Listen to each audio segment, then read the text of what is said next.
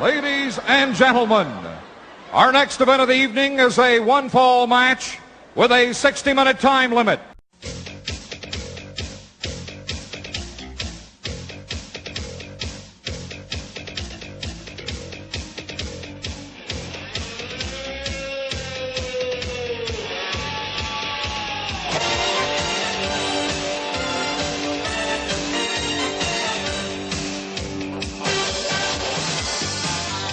What I'd like to have right now, where the big boys play. this is where the big boys play, huh? This is where the big boys play. Well, hello everyone. You're listening to Where the Big Boys Play. As ever, I'm here with Chad. Say hi, Chad. Hey, how's it going, everybody? And I'm also here with Robber, aka the Atomic Elbow. Hello. Just for those of you who may not know who you are, Robert, what is the Atomic Elbow? I thought we'd mention it right now. I had the brilliant idea of starting a print-only fanzine about professional wrestling in the year 2012, which for some strange reason seems to work.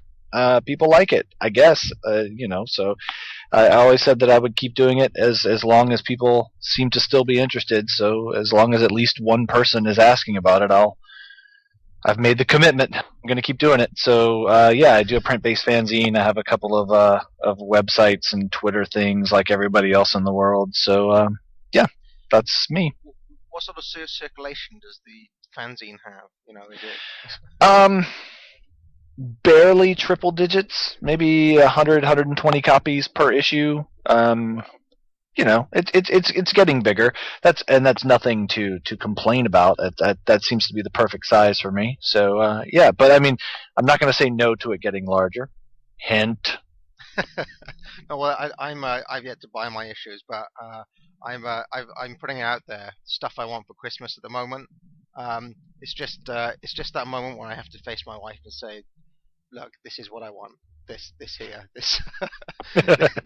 wrestling fanzine. It's kind of weird to ask for things that you actually want, Anyway, this is I'm holding out for to get 4 issues at once. That's my plan. Well, the 4th issue is almost done. I was writing on it today. We're very, very close. I think usually when I say I'm almost done, that's a week or so, maybe a week or 2 away. So I'm hoping to get it out by the end of the month. Great. Is it quarterly, or is there any set schedule for it, Robert? I don't. It has turned out. I've only been doing it for a year, and I managed to get 4 issues out this year. So I think I've kind of backed myself into the corner of being quarterly. But in the beginning of every issue, I very clearly state that it's published whenever I feel like it. Although now that I know people want to see it, which again I'm not complaining about, but there's kind of an obligation to get it out on more of a set schedule. So.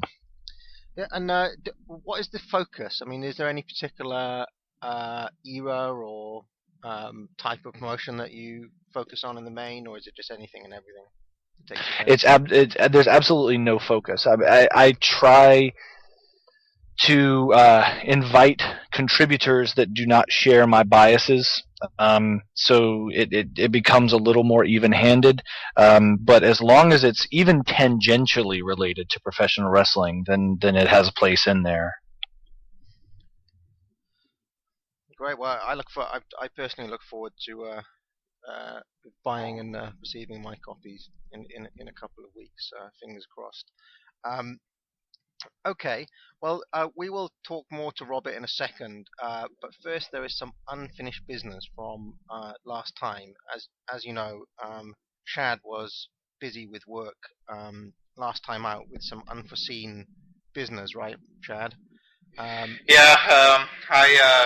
typically this is a down period for my work in November and December, so the whole month of right up to the end of November, I'd practically done nothing in the office, and then all of a sudden I had a special project where I had to travel, and so that was kind of unexpected. I was sorry to miss the show. And if you if you recall, at the end of the last episode, I did air some rather controversial comments on the much haloed Sting versus Flair match. And I also thought, for completeness' sake, we might as well have Shad's end of show awards for the Clash show, because you did say over our instant messages, Chad, that you enjoyed Clash very much. Yeah, I mean, I think I know in the last show you kind of talked about that you thought I might be higher on the Sting Flair match than anybody else, and I may be, but I'll get into my analysis on that in a second. But the overall Clash show as a whole, I think is a great show. It's 2 hours. For me, it flew by. Like, I'd seen the show, I know, at least 4 or 5 times in its entirety before, and I was able to sit down and watch it in one sitting. It flew by to me. It's a real, really fun show to me. Anything in particular that makes it fun for you? I do like the variety. I think the stuff that was bad was kept to a minimum, and I mean the first match is not certainly not a great match, but it's quick and it does have the one count stipulation. Had Precious slamming a 2x4, which I enjoyed. The second match, the Fantastics Midnight Express match, I think I'm higher on that match than both you and Jason were. I think that's a really great match and one of my favorite, probably around 10-minute matches of all time. I do think you could tell they were working at a higher level, faster level. They mixed in a lot of brawling with the typical junior tag high spots. Yeah. So I really love that match and think it was in some ways kind of revolutionary. The barbed wire match, there's again not much there, but it was pretty quick and painless, and you did get some blood. The tag match, I think, is one of the most classic tag matches in history, honestly. The only tag match that I can think of right offhand that's in NWA and WCW that's up there with that tag match is the Enforcers versus Dustin Rhodes and Ricky Steamboat tag match from the Clash in 1991, in November of 1991 in Savannah. But it's just a classic style tag match with a huge pop at the end. And then Sting Flair, I guess I can talk about my feelings on it now. I've always, I wouldn't say, I never thought the match was a 5-star classic. I think you said Meltzer gave it 4 3/4 stars. I never was that high on the match, but I always thought it was very good. And even when I watched it this time, I still thought it was very good, but it's kind of tough for me to kind of put into words exactly what I thought about it. So I kind of just came up with the hypothesis that it's, in many ways, I think the best bad match in the history of wrestling.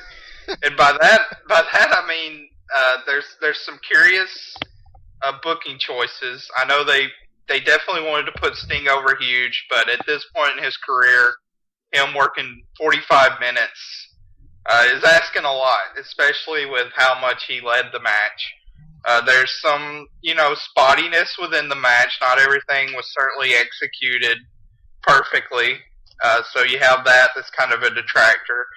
And then the other thing that I was glad that you and Jason both honed in on was the complete idiocy of the judging, and how anybody unbiased could clearly say if it was a point basis that Sting won. I don't even really know why they had the judging, why they just didn't say it was a 45-minute time limit or something and then just call it a draw. That just seemed like an unnecessary kind of cheap bullshit finish that didn't really satisfy anybody and kind of cheapened the match.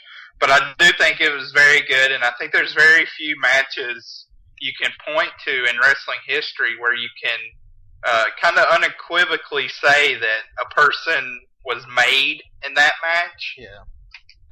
I mean, there's just these certain iconic matches where, like, a Steve Austin versus Bret Hart from WrestleMania 13, a Jumbo Tsuruta, Mitsuhara Misawa from 6/8, 1990, even Hulk Hogan versus Iron Sheik from 1984. These are just certain kind of iconic matches. Yeah. And I would put this one up there, even though Sting versus Flair, business-wise, was disappointing throughout their career.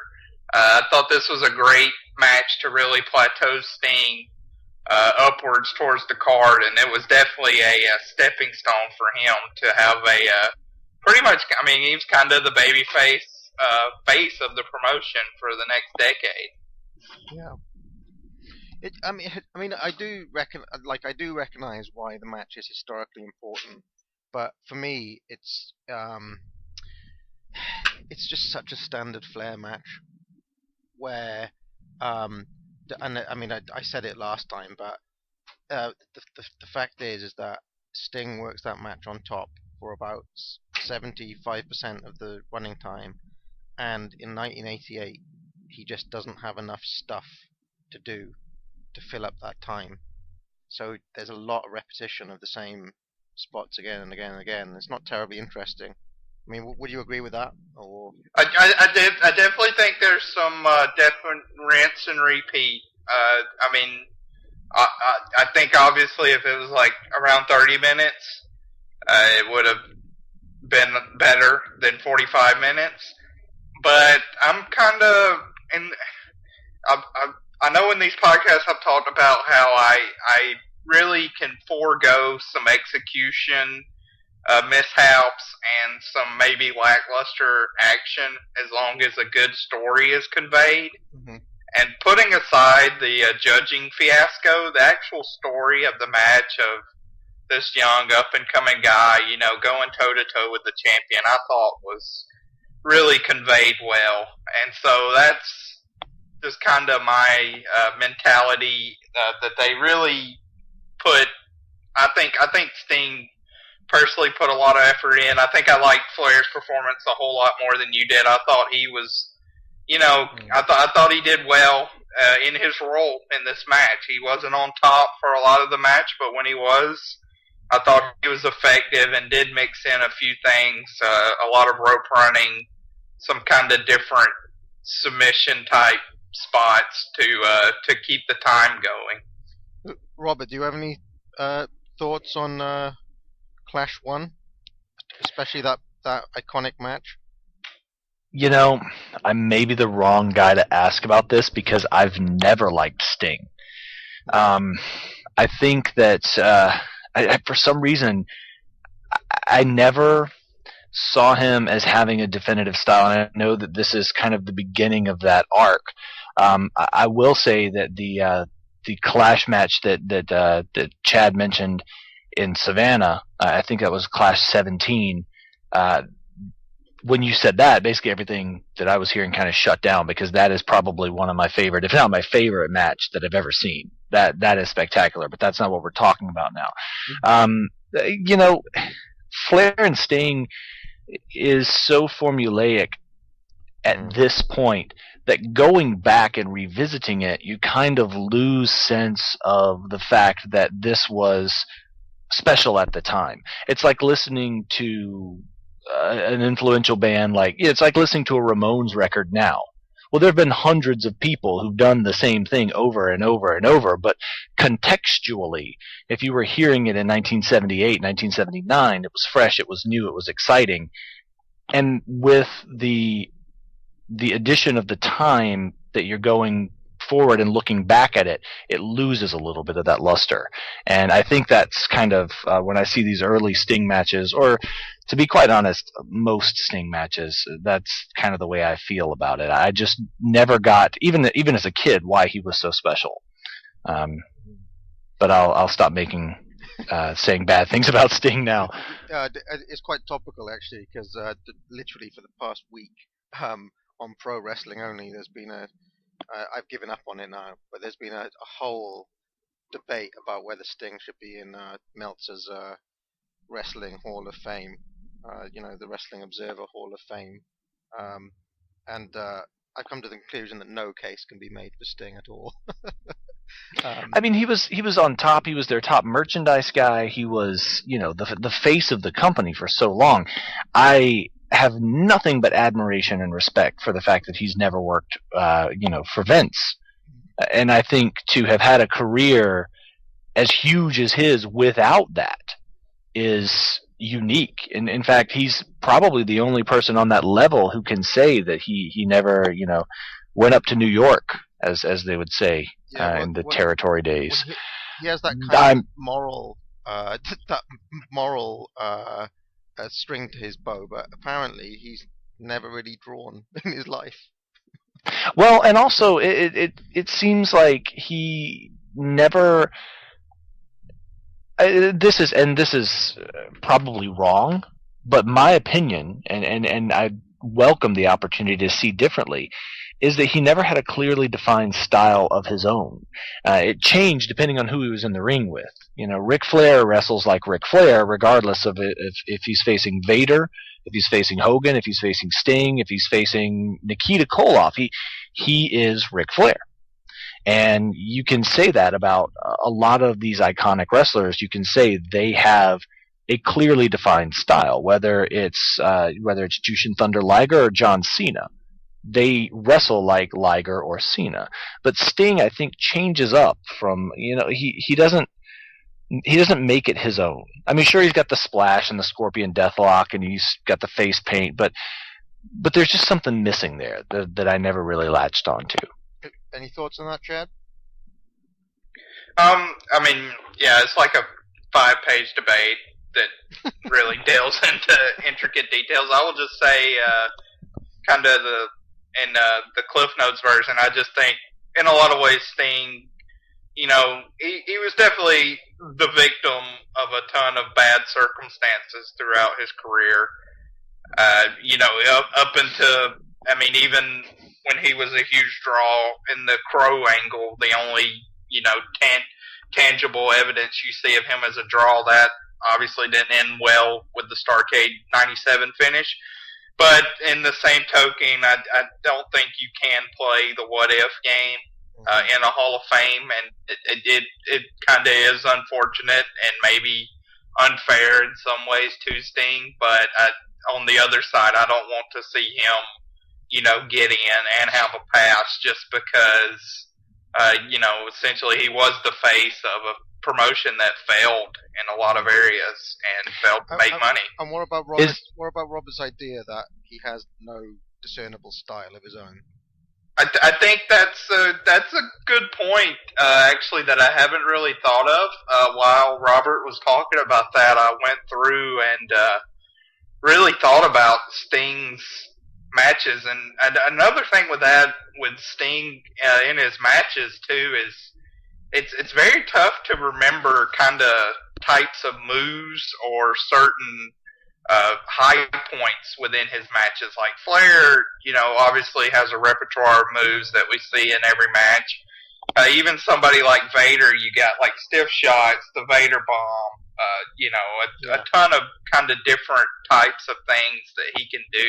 Yeah. Sting really is the Stinger Splash, the Scorpion, Deathlock, and then not a whole lot else to go with that. Even someone like Bossman, we talked about Bossman quite a bit, but Bossman has got definite kind of signature Bossman moves that only he does, which is a style of his own. The way he throws an uppercut, or the way he does that move over the kind of bottom rope, where he, do you know what I mean? Like there's a definitive style that you can point that is all his own. Right. But I think it's also interesting that Chad mentioned the one time that Sting was drawing significantly was during the Crow era, but it's also worth noting that is also the only time in his career that he didn't wrestle. Yeah, it's true. So he was drawing, but he wasn't wrestling when he was drawing. So what does that say? Yeah. Okay. Well, I guess we have a huge amount more Sting to come in the. Oh no! Not only in this show, but also in the coming, for the next 100 shows that we do. I don't think we get a break from Sting now. But yeah, I mean, I do. My final thought is that I think the one time where he kind of, I'm not going to say he develops a style of his own, but I think the time when he's most compelling for me is when he's working from the bottom, when he's the clear underdog against Vader or against someone who's insane like Cactus Jack, say.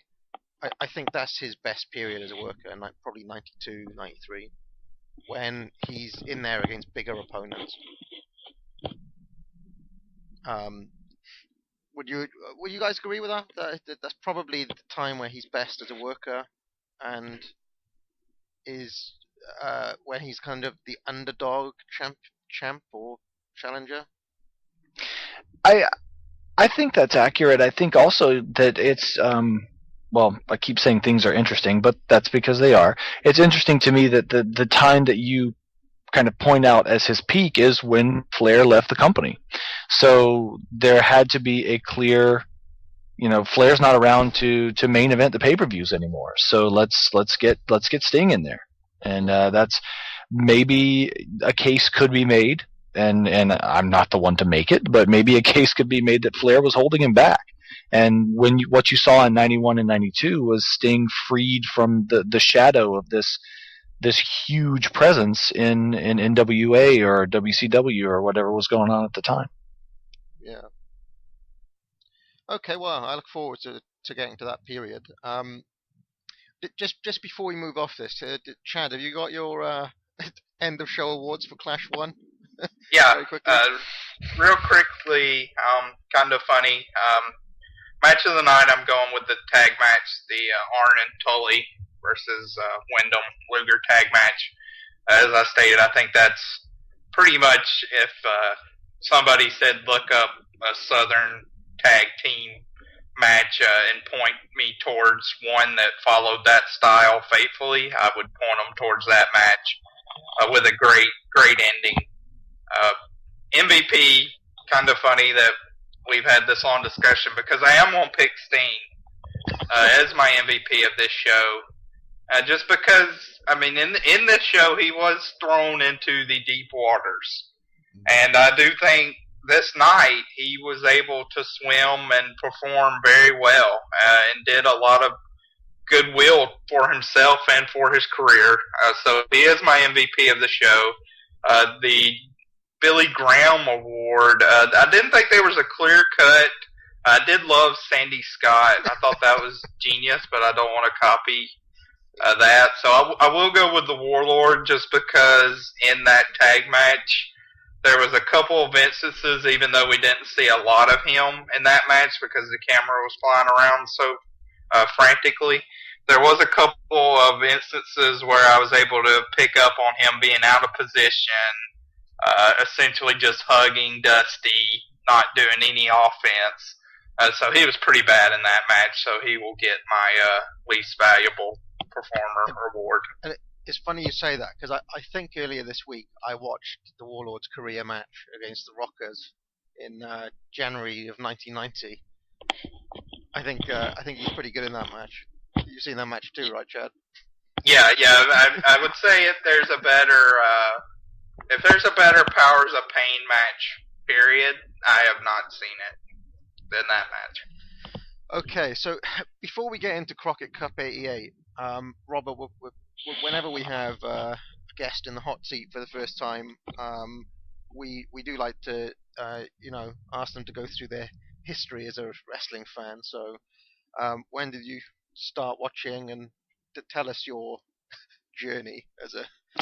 Probably started watching wrestling with any sort of regularity that I can remember in 1988, which is, I'm dating myself. I'm kind of an old dude, but my dad was a huge fan, always was a huge fan, and so we would gather around the TV every Saturday, championship, Georgia Championship Wrestling, the stuff on anything on WTBS. We were there, we were watching it. And then we would go to small shows in Georgia once every 3 to 6 months. We'd go to one of the shows at the Omni, And I kept up with it as I grew up until probably the early 90s when I went to college and discovered that cable costs money and that there were record stores where I would rather spend that money. So I kind of fell out of it until right around 95, 94, 95, right around the time that Nitro started. A friend of mine called me and said, "Hey, I know you like wrestling. There's this thing coming on called Nitro that you might want to check out." And then I was back into it through the NWO stuff until about 99, when I got sick of softcore pornography and ridiculously bad acting, and so I stopped paying attention to it. And then I'd say around 2004, 2005, I started watching some Japanese stuff, and the internet became a bigger thing, and I started finding out about American independent promotions and kind of getting back into it at that point. A little bit of Ring of Honor and paying attention to what was going on in wrestling a little more, rather than sitting in my house all by myself watching tapes that I had saved from the 90s. So a couple periods in and out. The early 90s and the early 2000s are kind of dark spots for me. I've gone back and filled in some of that early 90s stuff, but really not a lot of interest in looking at what happened around the turn of the century. The first issue of my fanzine, I wrote an article about Halloween Havoc 2000 when I watched it for the first time this year, and I think I made the right decision by not paying attention to what was going on around that time. Yeah, and I think the interest in the indies that you have is something that you have in common with Chad. I think that's something that you both got into around the same sort of time, from what I can remember you saying as well, Chad. One of the things I've noticed, I think a lot of people, and I seem to say it every time, but I think a lot of people have a dark spot around 1994 sort of time. I wonder if anybody was watching wrestling in 1994. Seems like there's the clear trajectory that people have found sometime in the late 80s, early 90s. Then they go off it for a while, and they come back in time for the Monday Night Wars. Then they may go off it again. Then they discover the internet, come back to wrestling. I think a lot of people have the same dark spots and the same moment where they discover the internet and come back. Well, I also was fortunate at the time. I mean, it was always a presence because I lived in Georgia, and so all through college I was aware of small shows going on in high school gymnasiums and stuff like that, and I would see posters and go, "Oh, look, Jake the Snake is wrestling at the Clark Central High School gym. I should go check that out." But then I ultimately wound up not doing it. But it was especially living in North Georgia, as I still do and did then, it's always a presence because these guys, for the most part at that time especially, all lived around here, even the ones that weren't working for WCW, and so they had to do something, and there was always a presence that was kind of tangentially at least reminding me of, hey, this is still going on, this is still something that happens. And so I was fortunate at that time. But yeah, a real dark spot in the early 90s, and then again in the early 2000s for the two major companies. Oh, I guess I should mention that I never paid attention to the WWF. Oh, right, okay. So you were always an NWA guy. Yes. In fact, I still remember hearing my dad tell the story of how angry he was when Vince McMahon showed up on Georgia Championship Wrestling. And I heard that at a young enough age that turned me against it. And of course, I was raised and still it's hard to get rid of the habit of thinking of the WWF as cartoon wrestling.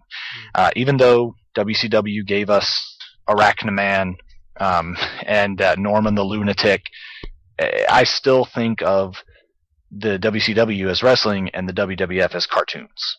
I know that's incorrect a lot of the time, but that's kind of hardwired into my brain just because of my dad's feelings on it and kind of how I grew up with the NWA being such a big thing.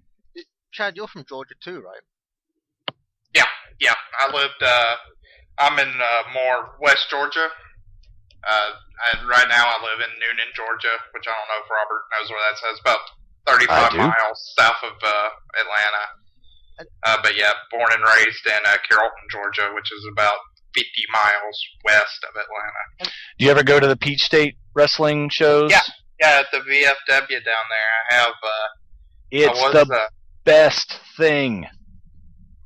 Yeah, if you go down there, Robert, we'll have to meet up next time you're down there. Yeah, I have a couple of friends who work for them. I'm friends with Nigel Sherrod. I don't know if you know him. Yeah, but, I mean, yeah. I really think this is going to get on a real tangent, but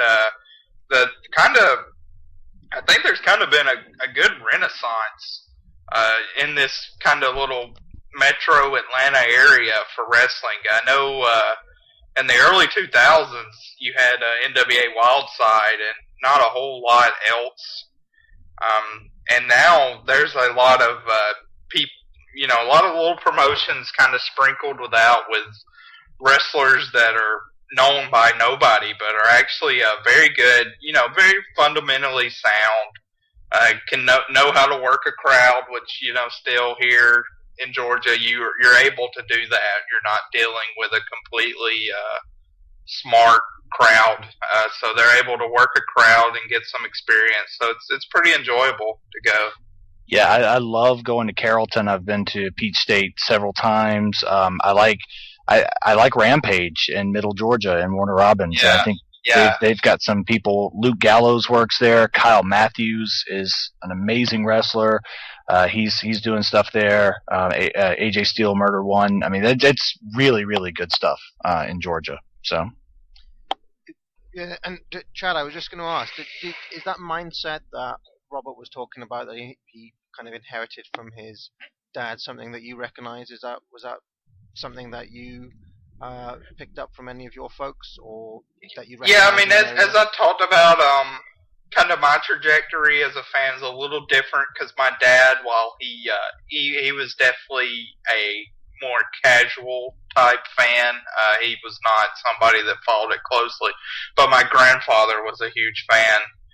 Went to the Cobb County Civic Center and all that for Georgia Championship Wrestling. So that thought process, though, even with my dad, definitely prevailed, because while I was always a WWF guy as a kid, starting out in wrestling, Hulk Hogan, Jake the Snake, characters like that, my dad was always drawn to more Ric Flair, Dusty Rhodes, and then even in later years, kind of like the Lord Steven Regal. I remember, he was probably one of my dad's favorite when I started watching WCW. And I do think that kind of style of wrestling definitely persists, even in my mindset a little bit, just because, like I said, when you go to these indie shows, even now, you see the same kind of type structure of the matches for a lot of them that are based off the Southern style. So you kind of you recognize that this is wrestling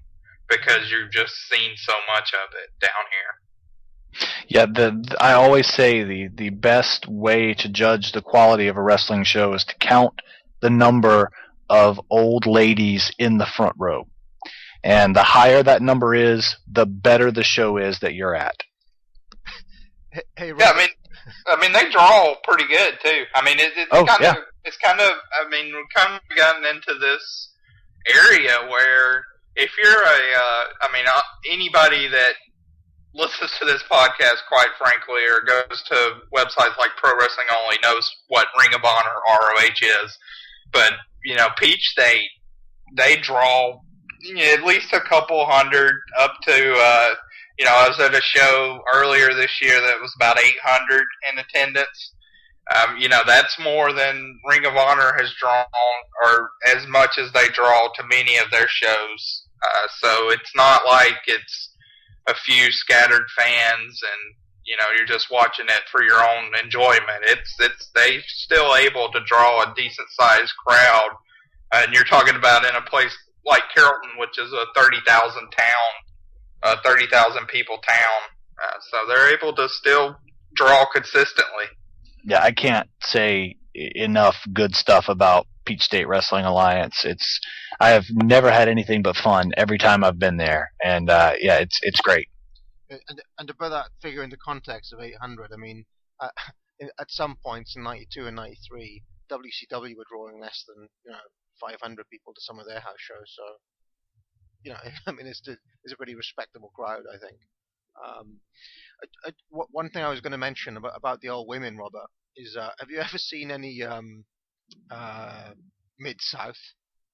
Because if you like watching old women in the crowd, Mid-South, especially from 83, 84, 85, is fantastic for old women in the crowd. Some of the tapes that I have that I've traded with people, because I'm one of those guys. I've got some Mid-South stuff from later in the 80s, like 88, 89. But you're absolutely right, and occasionally even through the clashes and some of the NWA pay-per-views, you can still see in the front row, huge kind of masses of immobile white hair, and you fix your gaze on that, because that's where the fun is being had, because nobody is a better audience member than the elderly ladies in the crowd, and I'm not saying, I'm not being disrespectful or pejorative when I say this at all. I think it's absolutely amazing that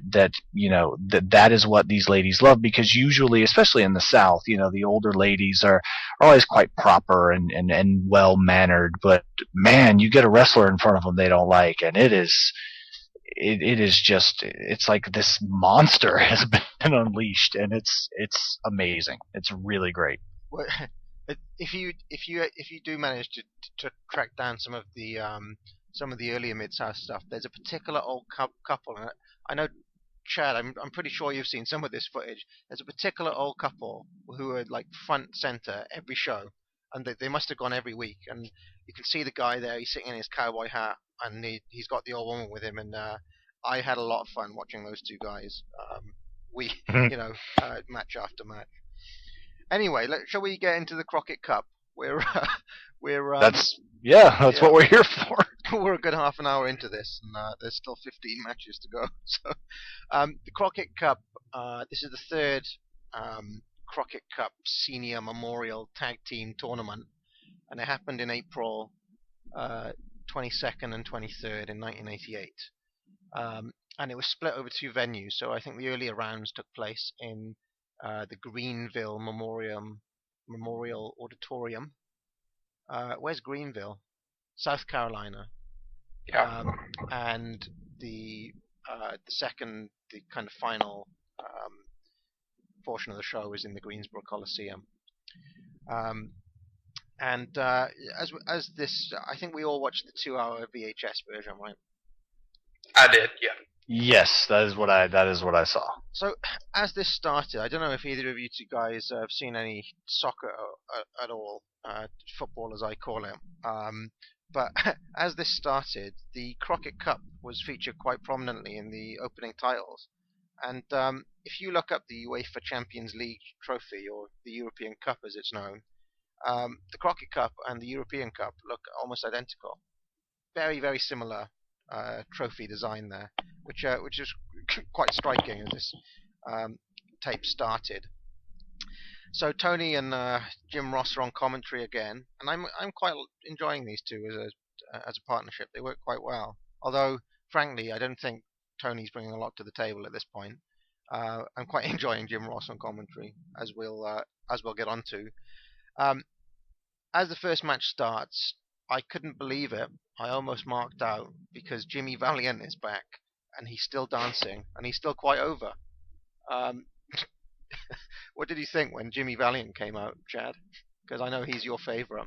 It brought a smile to my face, I'm not going to lie. I think that's the perfect way to start a videotape, is to have Jimmy doing his little jig, coming down to the ring, hugging people, slapping hands.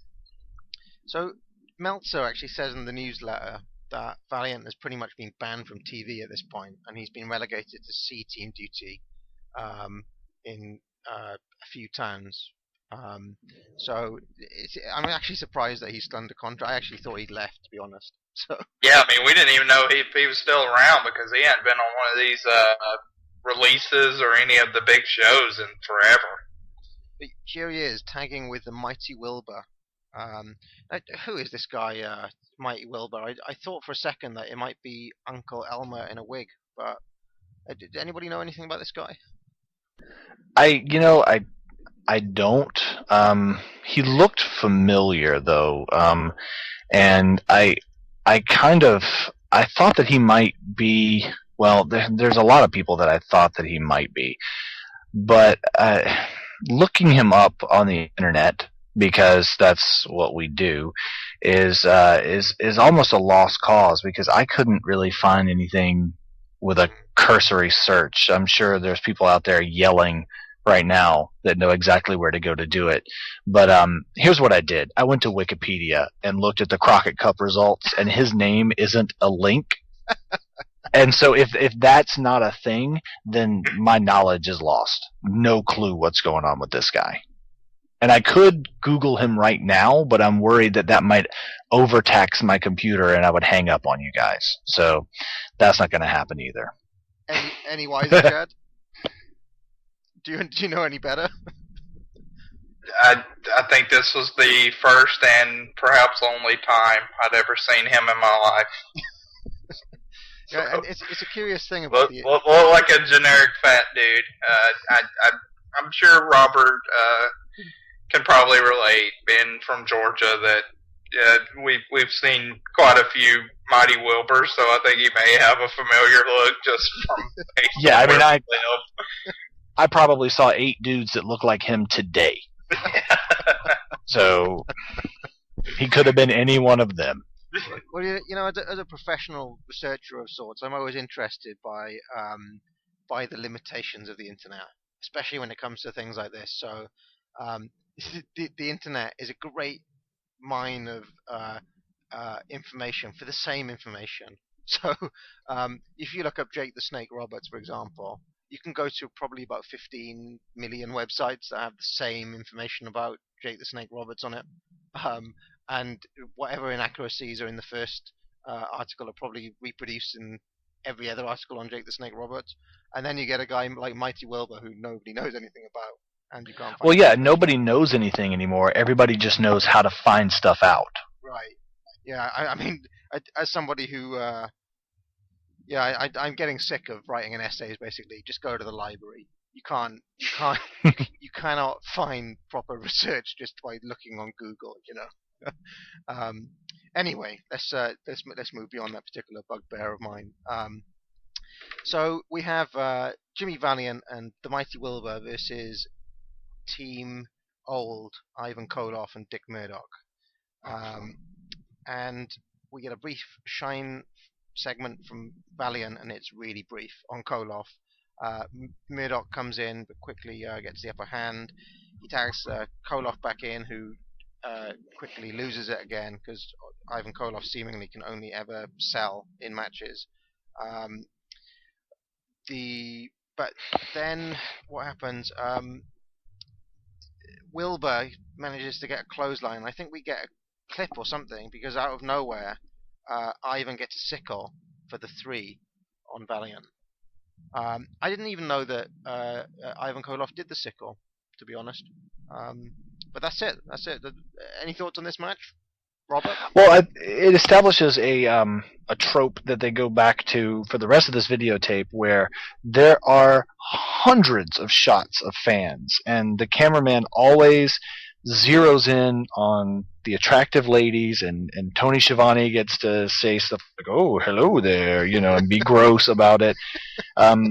So it just establishes that kind of fan reaction shot that's not necessarily tied to what you see, and it becomes really obvious that every time you see somebody in the crowd, you know that when they go back to the match, it's going to be a hard edit to whatever the next sequence is. Yeah, I mean, we've seen some appalling editing on our journey through the NWA back catalogue so far. So I'm sure you have. If anything, this crew technique is an upgrade on Jim Riley's work that we've seen in the past. Any thoughts on this match, Chad? I'm glad Robert mentioned that, because I did have a note later on that I think every female that went to these two shows was featured with a close-up by the camera, and I also think these cameramen probably left the NWA and went to AAA in Mexico, that promotion, because this was kind of the same type of style where you have these long pandering shots where you may get somebody actually looking kind of interested in the match. You may not. You just don't know what you're getting there. I mean, this match we got, maybe 2 minutes of it. Nice to see Jimmy. Certainly, I don't think this helped your case, Parv, in becoming a Dick Murdoch believer in what we saw of him here. There just was nothing there. So, really nothing to this. Yeah, I've got nothing to add, really, other than it was fun to see Jimmy Valiant again, coming out of the wilderness for this meaningless first round Crockett Cup match. Yeah, I guess Ivan getting a win is rare. But, yeah, and it's nice for Ivan to get a pin as well. Yeah. And did you know that he does the sickle? I've never seen it's usually his partner who does the sickle. Yeah, he does. I know he does that in his WWF days. Right. He used the clothesline, but well, he's Russian, so I think he's contractually obligated. Yeah. I mean, the Kremlin requested that he use the sickle. So. Okay. So our second match here is Dr. Death Steve Williams, and for the first time, I believe, on one of these shows, Ron Simmons. It's quite early for him to be cropping up. Versus, and I'm ashamed to say that Jason was correct last week and I was wrong. It's Rick Steiner and Mike Rotunda. I actually thought it might be Steiner and Sullivan, given that Rotunda's getting the singles push here. So Jason was right. Sullivan's just on the outside as the games master. I never got why the devil worship guy was a part of the school spirit squad. Yeah, I mean, I think Jason mentioned this last week, that isn't the idea that he kind of lured them in, or he turned, that Rick Steiner's has kind of mental problems, and Sullivan has exploited this in some way. And it's possible. I don't know where you guys went to high school, but the kids that look like they might be into the devil really didn't hang out with the kids who wore the Letterman's jackets that much. It's a bit of a stretch to buy the association here. But is Rotunda really the jock that he's making out that he is? I get the impression that he may have been, if he was on the football team, he may have been the guy who gets train change on his own, and he's hanging out with Rick Steiner, who doesn't seem to be with it, So maybe they're not a group of college jocks, but a group of actual misfits. Jim Ross sure did waste no opportunity to tell us about the college careers of all four of the men in the ring. That man loves to talk about college sports. So as we start off here, Rotunda gives us some star jumps, or as you guys call them, jumping jacks. You sounded so condescending when you said that. Or as you guys call them, jumping jacks. No, I got an education last week, because I've to me they're star jumps, but apparently jumping jacks. Jim Ross points out that Williams and Steiner are both All-Americans. So does that mean that they were big football stars or something? What's the All-Americans? That's a big deal, right? To be one of them. Yeah, I mean, essentially in college, in American football, there's 22 positions. So in college, they have a first team All-American, which is essentially all the writers and whoever vote on the player at each position they think was the best. So that's your first team All-Americans. Then you have second team All-Americans, third team All-Americans, and so forth. Right. But now, I mean, I think Williams was definitely a good college player.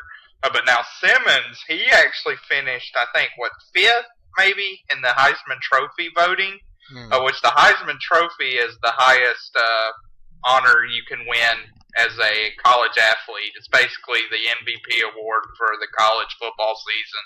Right. So him finishing fifth is a pretty big accomplishment, honestly. Yeah, and just for my end, I mean, college football is a big deal in itself, right? People actually go and watch it. It's not definitely right here. I don't know if Robert is a University of Georgia fan, but I'm still heartbroken over their loss Saturday. I will only say that I work very near the University of Georgia football stadium, and after years and years of working near there, anything that makes those people sad is okay by me.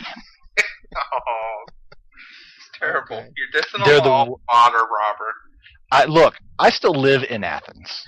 I'm in the middle of it. I graduated from there too, and I'm never gonna leave. But I have seen there's a lot of yoo-hoos, no doubt.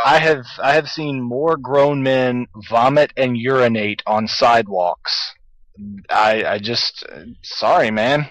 I mean, I'm so over it. I don't want to go Breakfast Club on you guys here, but would it be fair to say that, Chad, you're more towards the Mike Rotunda end of the spectrum, and Robert, you're more towards the Kevin Sullivan end? Well, I'm not going to admit that I'm towards the Rick Steiner end of the spectrum. I will gladly admit that I am very near the Kevin Sullivan end of the spectrum.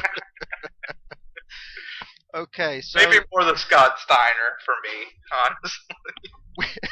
we get a series of 3-point stances there. Have I called that right? Williams and Steiner kind of go for a series of 3-point stances. Williams seems to get the better of it, but then he hits the turnbuckle. He takes a back drop. He gets some offense in. Simmons comes in, and for this first, for about 30 seconds, I think Simmons looks quite good. This is the first time we've kind of seen anything from him. Now, would he have been quite green at this point? This is very early in his wrestling career, right? Ron Simmons? I think in '88 it was pretty early. I'm not exactly sure when he made his debut, but it was, it was a little while after that before he got the big push. Kind of in the early '90s is when he, I guess when he. I mean, I literally thought that Doom was his first run, so I was really surprised to see him crop up here. I didn't even know that he was wrestling as early as 1988. So anyway, he comes in. Rotunda comes in and does some body slams on Simmons. We get a headlock from Simmons, an arm drag. We get another 3-point stance, and somehow he ends up, I don't know if there was a clip here, but Simmons ends up in the wrong corner of the ring. Now, I couldn't help but notice that Randy Anderson's hair and general look is insane. I have a note that just says, in all capital letters, Randy Anderson's hair. I'm very glad you pointed this out. I mean, he looks ridiculous. I know he's one of your favorites, Chad. Randy, don't call me Pee-wee Anderson. I think we get a clip here. It's a pretty blatant clip to all 4 men being in the ring all of a sudden. The games master, Kevin Sullivan, is there as well now, and he nails Simmons outside with a gold spike, and Simmons gets counted out, and that's the end of the match. Chad, any thoughts? I mean, this was, again, pretty shitty of what we saw. I did think Simmons didn't look that bad. The only other note is there was a sequence where Simmons was in the corner, and you don't really see what happens. I mean, I can assume that one of the Varsity Club members pulled Randy Anderson into the corner, but all of a sudden you just see Anderson's ass come in, and he essentially gives Simmons the Rikishi stinky face right there in the corner. He practically sits on top of his head, so that was a ridiculous little spot that made me laugh. But yeah, not much to this match, and again, only about 3 minutes. Robert, I'm sorry to ask you to analyze this, but go on.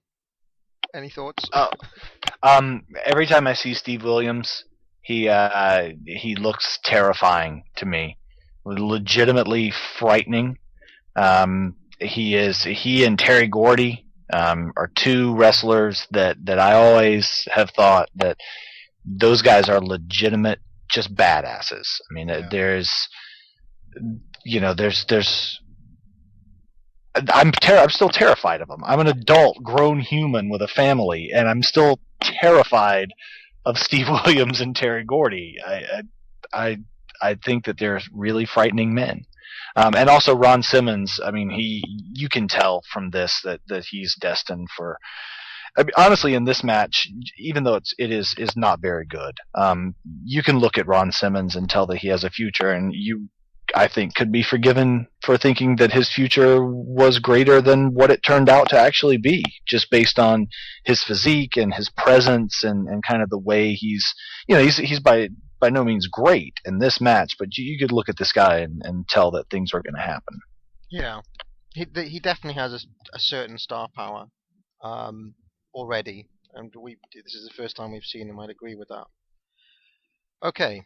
So the next match is now we should mention that since the last show, big things have been happening in the world of the Horsemen. Tully are now tag champs again after Barry Windham, if you remember, who won the tag belts with Luger, right? It was Luger. Yes. Yeah. So Windham turned on Luger a couple of nights before this, during a tag match, to give Arn and Tully the belts. I believe that's what happened. Yeah, that's pretty completely dumb too. Just quickly from the pop they received at the end of the Clash 1 match to we're less than a month after that match, and they already made the hot shot to turn him. I don't really understand the rationale, but that's kind of Dusty Rhodes 1988 booking. So right, and I was thinking doing this that it's interesting having watched a lot of this now, and I've actually seen quite a lot of the 85-86 Horseman run. You know, the formation and the run with Ole and Arn. How the WWE tends to remember the 88 version of the Horseman with Barry Windham, and how a lot of people say, well, this is my favorite version of the Horseman. Any thoughts on this? I mean, it just seems. I know we haven't got onto the bulk of that run yet, but it seems strange. Well, there's a lot of revisionist history there because of the feelings between Ole Anderson and Vince McMahon. Yeah. There's absolute vile hatred between, well, especially coming from Ole Anderson, who by all accounts is, just a horrible, mean-tempered old man at this point. But there's just hatred from Ole Anderson. So I don't think that Vince is gonna, Vince won. He can rewrite history to say whatever he wants it to say, and it seems that what he wants it to say is that, Mulligan's kid was the best Four Horsemen, not Ole. Yeah, I mean, I think it's one of the biggest examples of revisionism, because to me, having somebody who's been steeped in this stuff for quite a few months now this year, I've been kind of focused on this period of NWA, and I pretty much think the definitive version is the original lineup with Ole and Arn, Tully as a singles guy, and Flair on top. I agree with that. That's the Four Horsemen. Any thoughts on that, Chad? I agree with what Robert said as far as the version. I think you may come around more to Windham being with them with what we see coming up some of the shows. Mm-hmm. He has a lot of good performances, but I would say definitely from like an angle and a unit standpoint, as far as a faction, the original Four Horsemen was the best unit of the Four Horsemen. So anyway, speaking of Barry Windham, his brother here, Kendall Windham, is on the opposing team, tagging with the Italian Stallion, who's pretty much a jobber's jobber, right? The Italian Well, he stallion. did. He did have the word Italy on his tights, so just in case you forgot who was who, if you see the guy that has Italy written on his ass, that's the Italian stallion. Yeah, I mean the Italian stallion was. I always thought that he had a better body than he did here. He looked pretty. He wasn't in great shape at this point in his career. Are you thinking that because you're thinking maybe he was Sylvester Stallone? Well, just with a name like the Italian Stallion, I thought he might be in better shape. And isn't there a WWF jobber who goes by this name as well, or something similar? Or maybe I'm thinking of the Young Stallions. Who is the other partner there? Paul Roma and. Well, he definitely had some stints in the WWF as the Italian Stallion. Do you remember the Young Stallions? Who is the other Yeah, stallion? was that Jim Powers? Jim Powers, right. Yeah, I was thinking, because Jim Powers had a pretty decent body, and maybe I was thinking of him. Anyway, I'm right in thinking that this chap is pretty much a jobber in NWA here in 1988. So, can anyone pick out a winner here before we continue? Anyone want to take a bet? I think the Stallions do. Well, we do get a surprising amount of Kendall Windham being on top to start. He works Tully's arm, then he works Arn's arm, then he tags in the Stallion, who very quickly loses the advantage. Tully comes in. We get some jabs from the Stallion. Kendall comes in. He's nailed by an elbow from Tully. Arn hits the spinebuster. I believe we get a clip here. Kendall is kicked out.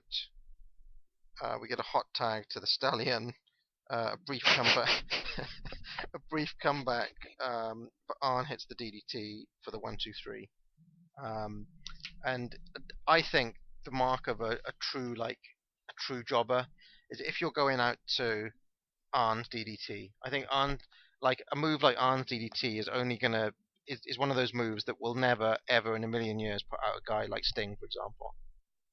I mean, a face with any sort of push is immune to that DDT as a finisher, whereas somebody like the Italian Stallion's going out. Did you see it? I mean, the spinebuster and the DDT that Arn Anderson was throwing out in '88 through really the early '90s when I stopped paying attention. I mean, they looked devastating. Yeah. Amazing. There's no amount of knowing that, knowing what we know now behind the scenes, it's worked or whatever you want to call it. There's no way that it just looks so forceful and fluid. And Arn Anderson, I should stop now because we'll be on this for another 4 hours if I get going on Arn Anderson. But I will say that the only wrestler that I've ever known who looked exactly the same at the beginning and end of his career is Arn Anderson. Yeah, he really does as well. He kept the physique. He really didn't even seem to age that much. I mean, yeah, his hair got a little thinner, and he started to succumb to gravity a little bit. But Arn Anderson looked great from start to finish. Even the very very early worldwide wrestling stuff. I think it was when he was still Marty Lundy, before he became an Anderson. He looked the same all the way through, and he was great. Absolutely can't say anything bad about him. He looked great. Chad? Yeah, I thought this was definitely the best match we'd seen so far. Stallion, just a quick tangent on him. I don't think he looks. As I was watching this, I was like, he clearly does not look Italian at all. So then I had to go to the internet and look it up, and yeah, he was born in North Carolina, so not exactly much of an Italian heritage in Charlotte, North Carolina. But But he actually did look pretty good with his, he had a flying back elbow, and then the DDT looked really great, the way he took the bump of that and the explosiveness that Anderson hit it with. I thought that was a good kind of flash finish. So with the clips we saw, this looked like a pretty decent match, actually. Yeah, no, it was good. I mean, I wasn't trying to sell Arn's DDT short. He obviously throws a great DDT. All I was saying is that in the way that these things are booked, that DDT doesn't usually give you a 3 count against most kind of main event type face teams, if that makes any sense. I mean, what I'm saying is the fact that the DDT was getting a pin here was telling you that this was a lower card team. Right. It's like Ric Flair's figure 4. You know, he doesn't win matches with the figure 4 when he's in the ring with one of the Road Warriors or with Sting or with Luger. Yeah, absolutely. That's exactly what I'm trying to say. Yeah, and I'm just reminded of this other Italian wrestler called Salvatore. What's his name? Salvatore Sincere. Is it Salvatore Sincere? I think so. Salvador. Are you talking about the mid-80s WF guy? Oh, no. I'm talking about the mid-90s with kind of pink and, he had kind of pink and white tights and then a little hat. Kind of, I guess what I'm pointing. A little hat. The guy I've got in mind is called, I think it's like, I watched an episode of TNT from 1984 where he spends the majority of the episode building a little boat in the corner. Wait, did you dream this? That's not real. No, I'm trying to remember. Oh yeah, Salvatore Bellomo. Who kind of looks a little bit like the Italian Stallion.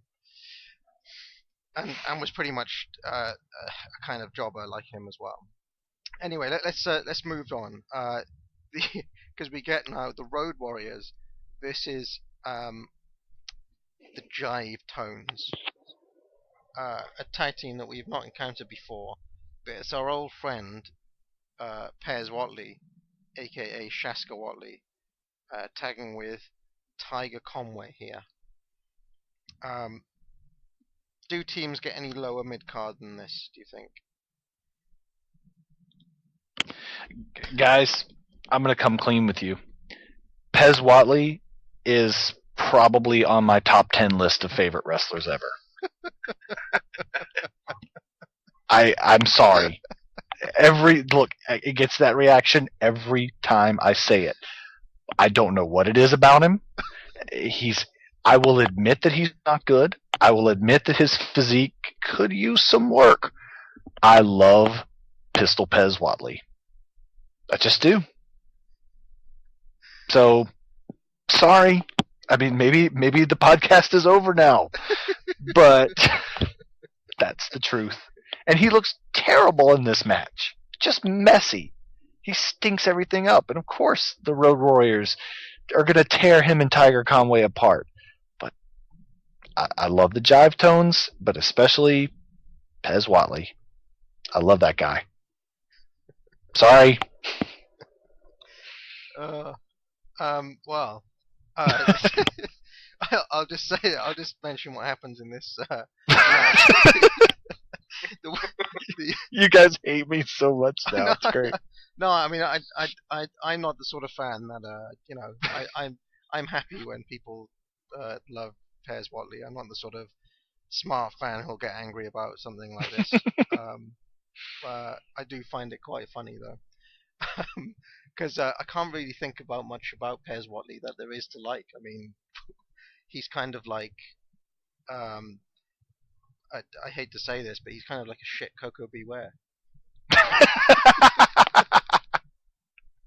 Without the bird. Yeah, without any form of gimmick or talent. Well, here's the thing. I kind of agree with you.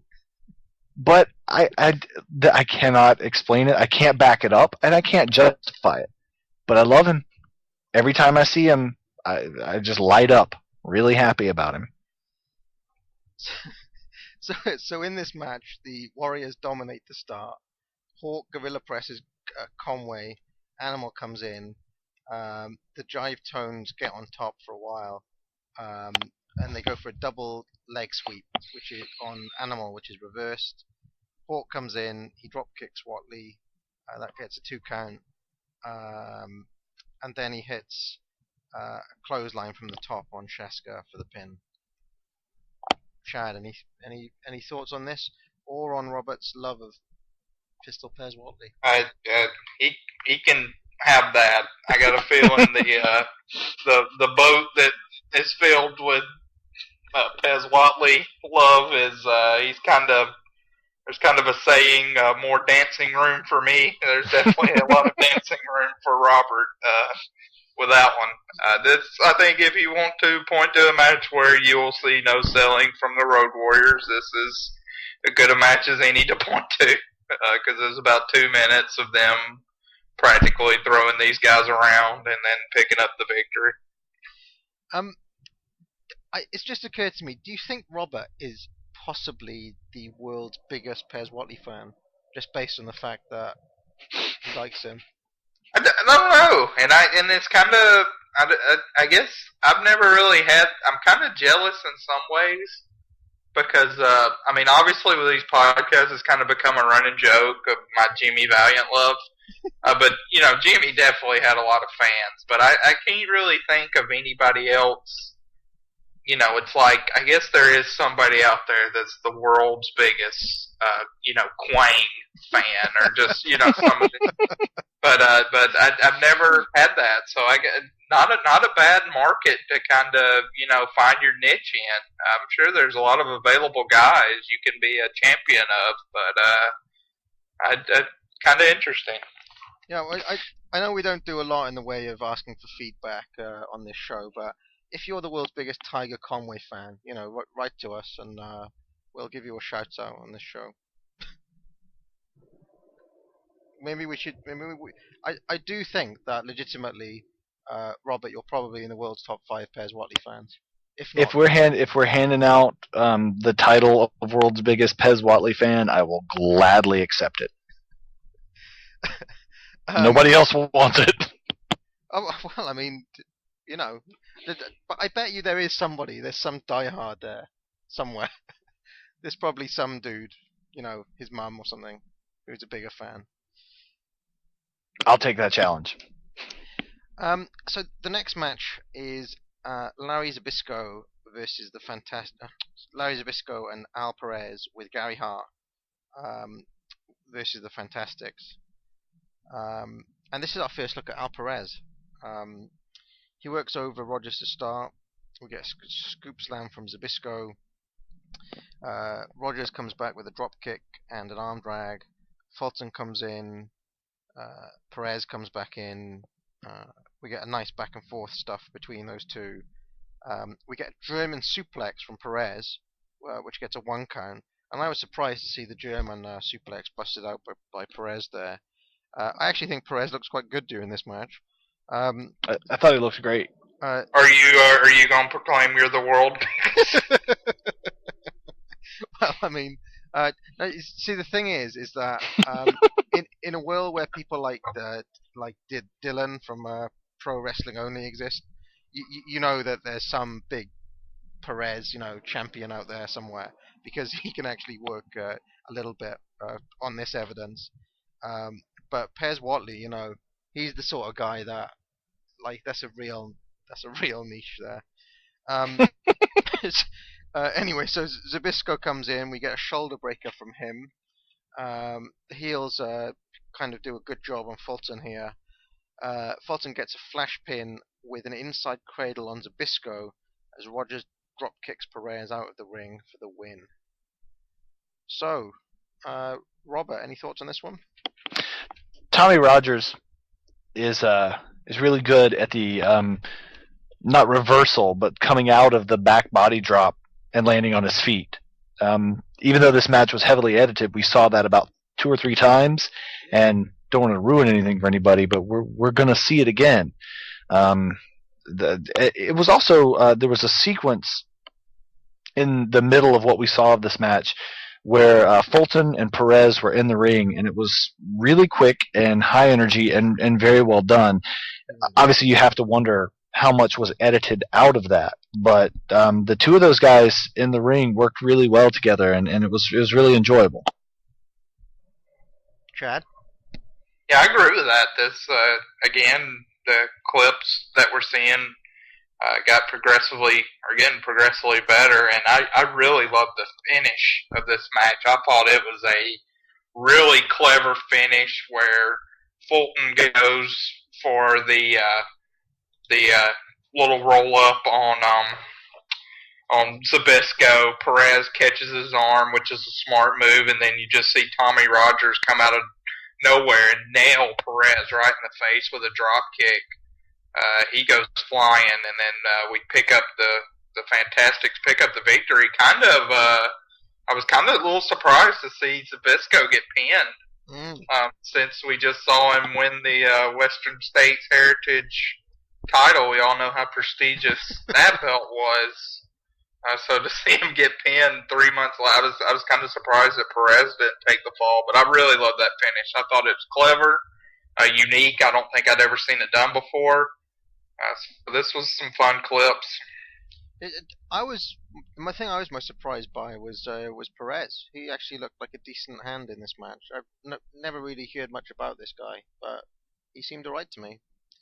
I don't know. I don't think he sticks around for long. I think he may not be on too many other shows. So, but you know, there aren't too many guys around this time doing German suplexes. Yeah, I will mention here that Meltzer complains that the Fantastics aren't as over as they should be at this point because too many people think they're Rock and Roll Express replacements.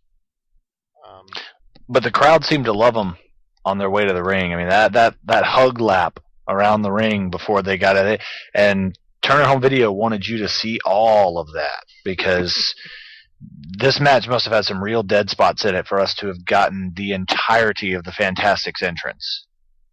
Yeah, I mean, they seem pretty over to me as the way it was presented, but Meltzer is saying they're not over as he expected.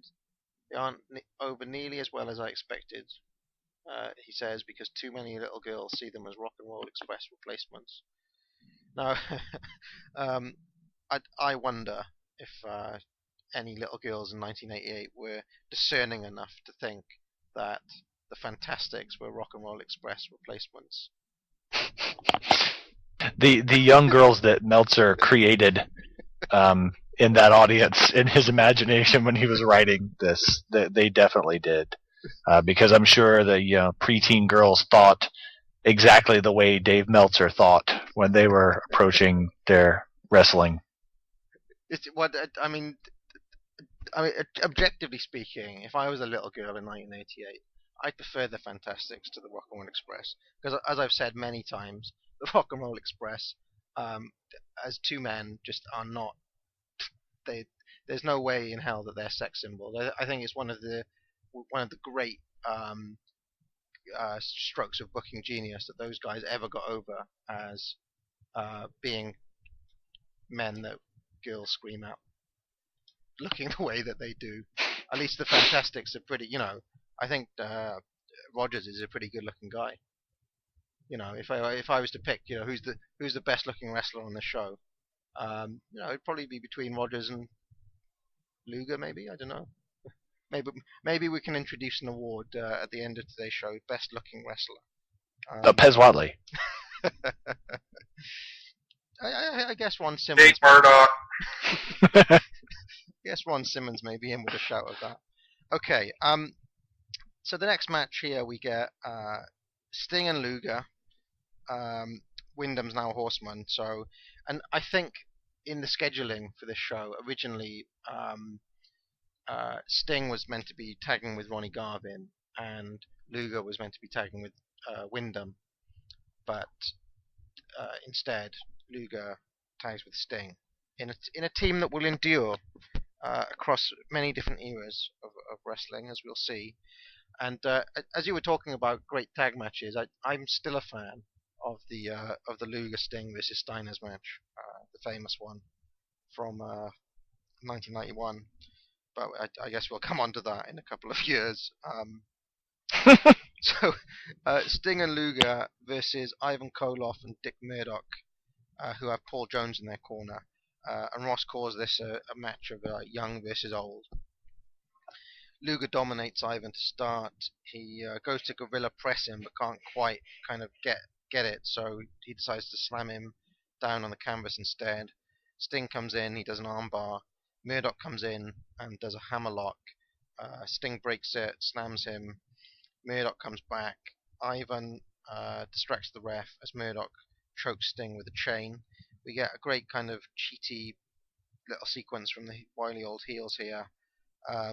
Murdoch nails Sting with a chair outside, and I noticed that it's the red padded chair, not the usual kind of steel chairs that we get. We get Stinger splash on Murdoch, and I couldn't help but notice that this move didn't have a name at this point. They were just saying Sting does his move. They said it a few times on commentary tonight, so I'm guessing the Stinger splash hadn't been called that yet. All four men come in, and Murdoch goes for a pin, but it's reversed, and Sting gets the 3.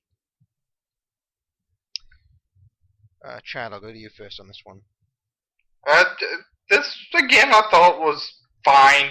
Pretty frantic. The clips on this one seem to really jump around from certain sequences. I thought this was a pretty good, honestly, and if you want to look at a 5 minutes of a snapshot of what Murdoch can do, he gave some really nasty elbows to Sting on the outside where it looked like he dropped the elbow right on his throat.